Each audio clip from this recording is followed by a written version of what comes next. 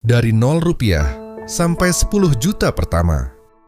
Banyak orang mengira itu mustahil. Terutama bagi mereka yang gajinya hanya sekitar 2 juta atau 3 juta setiap bulan. Banyak yang akhirnya berpikir, ya sudah, hidupku memang segini. Padahal sebenarnya bukan begitu.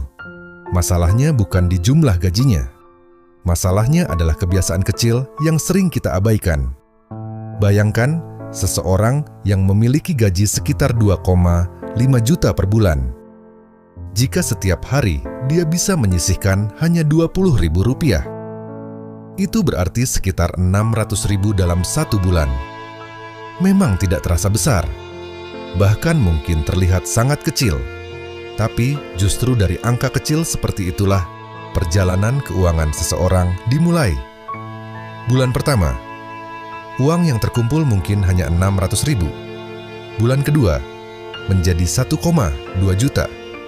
Bulan ketiga, sudah mendekati 2 juta. Dan pada titik ini, banyak orang mulai menyadari sesuatu.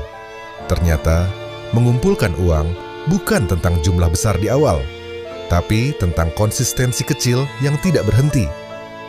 Jika kebiasaan itu terus dilakukan selama 1 tahun, Rp600.000 per bulan akan berubah menjadi sekitar 7 juta lebih. Belum termasuk jika sebagian dari uang itu mulai ditempatkan ke investasi sederhana. Di titik inilah uang mulai bekerja. Tidak cepat, tidak instan, tapi perlahan bertambah. Sedikit keuntungan dari investasi, ditambah tabungan yang terus masuk setiap bulan. Akhirnya membuat angka itu perlahan mendekati satu titik penting.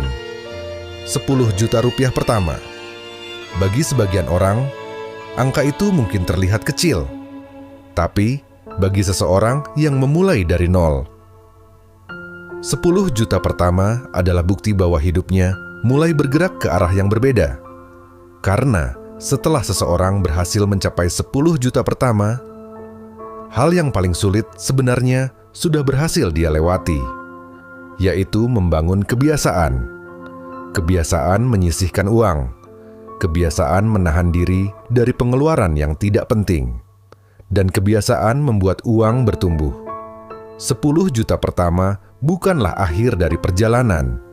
Justru itu adalah tanda bahwa seseorang sudah keluar dari lingkaran hidup hanya untuk bertahan, dan mulai masuk ke tahap berikutnya, membangun masa depan.